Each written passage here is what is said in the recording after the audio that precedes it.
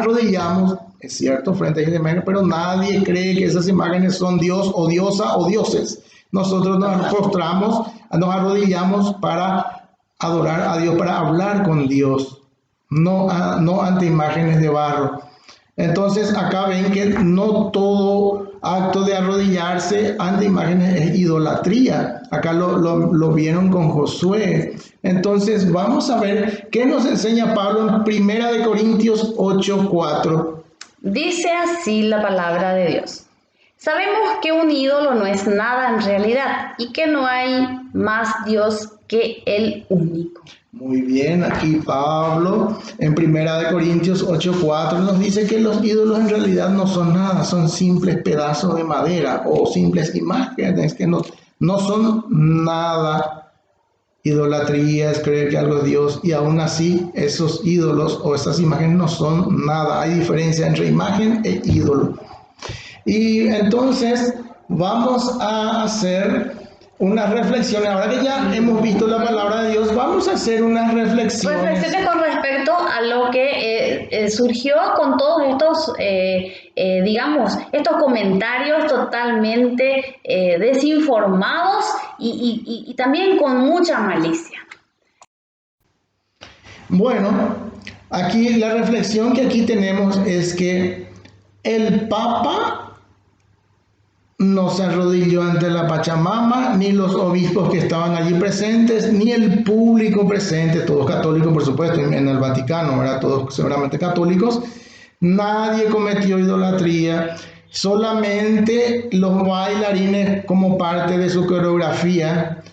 Y aparte una cosa, hermano, los organizadores de este evento habrán sido seguramente personas totalmente, digamos, ajenas a lo que es el Papa mismo. No fue el Papa quien organizó. El Papa no tiene tiempo, él es jefe de la iglesia, no tiene tiempo para revisar coreografías de baile para sínodos de obispos. Las coreografías de baile no son para el Papa, él no se encarga de revisar todas las coreografías, los cantos, qué dice cada canto, a ver qué dice la letra. Por favor. Para eso existen organizadores. Que no nos vengan a tomar el pelo. Que no nos vengan a tomar el pelo. El Papa está como jefe de la iglesia, no tiene tiempo para esas cosas.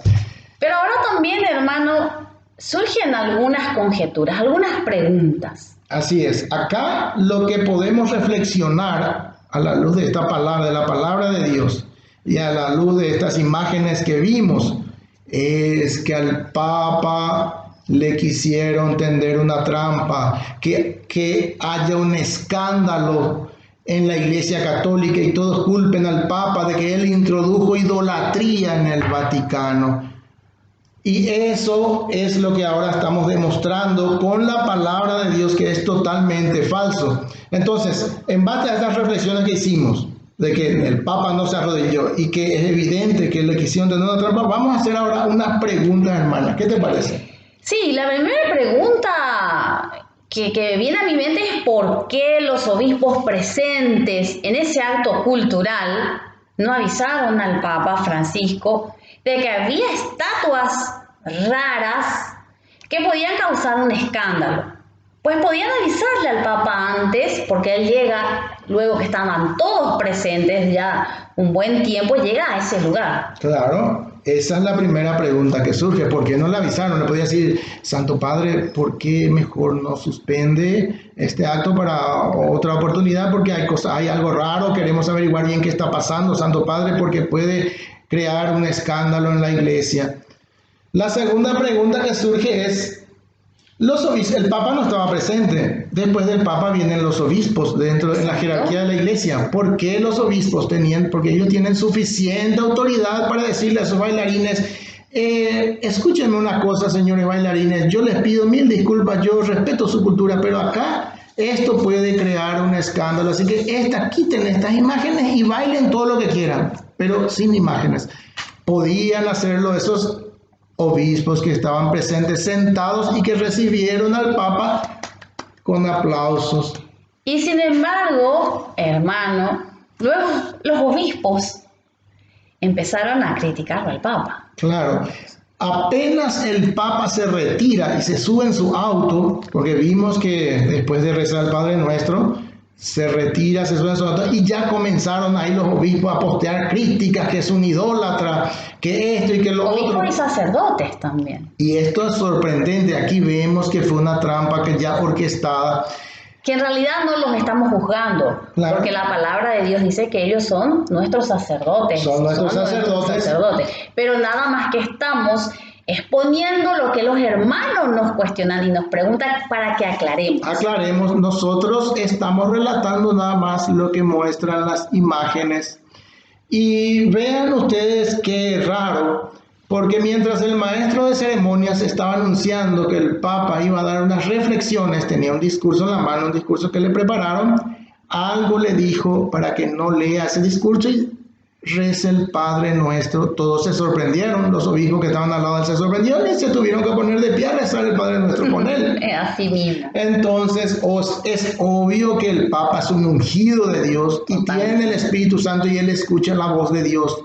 Y Dios le pidió que haga una poderosa liberación con ese Padre Nuestro. Imagínense, la misma oración que nos enseñó nuestro Señor Jesucristo, imagínense que lo rece el jefe de la Iglesia Católica, el sucesor de Pedro, el que tiene las llaves del reino de los cielos, rezó el Padre Nuestro, que termine siendo líbranos del mal. Aparte que todos los católicos, todos los hijos de nuestro Señor, que también somos hijos de la Virgen María, como así también todos los obispos, sacerdotes y cardenales, ¿sí? Más que nada ellos conocen la palabra de Dios y todos conocemos la diferencia entre una imagen y un ídolo. Así es. Porque la palabra de Dios es bien clara. Así es, los obispos conocen la diferencia entre imagen e ídolo. Y a mí me sorprende que haya obispos, cardenales, que le critiquen al Papa por esto, siendo que ellos conocen más que nadie la diferencia. Ellos no son católicos cualquiera, improvisados, son obispos. Solamente los pastores protestantes no conocen No, los pastores creen que cualquier imagen es un ídolo.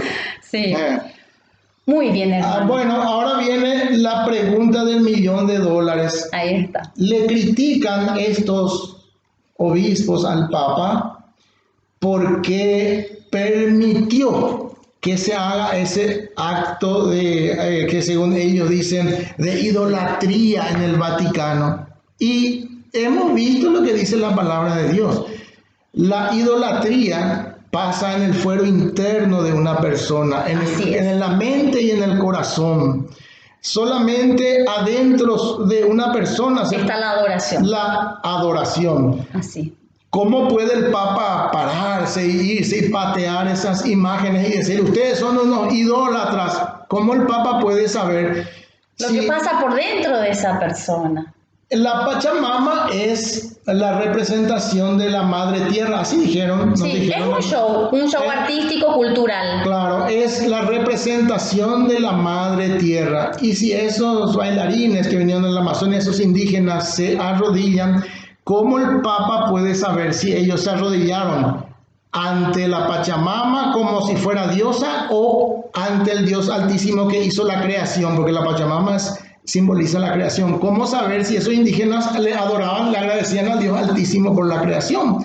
Eso no lo puede saber el Papa. Así que eso es más bien tema de una catequesis. Hay que catequizar a esos indígenas para ver qué es lo que ellos creen. Si creen que eso es una simple imagen o si por ahí ellos creen que eso es una diosa. Y otro punto también es que criticaron al Papa por recibir o aceptar ese obsequio de la estatua de la Pachamama. Claro, hemos visto lo que nos enseña San Pablo en la carta a los Corintios, que nos dice, sabemos los ídolos no son nada y que Dios es el único, el todopoderoso. Así que, ¿por qué el Papa hubiera rechazado y hubiera tirado esa imagen? ¿Por qué? Aparte que sería también, digamos que un acto de mala educación. Si alguien te regala algo y lo está haciendo, bueno, uno lo acepta al regalo. Así es.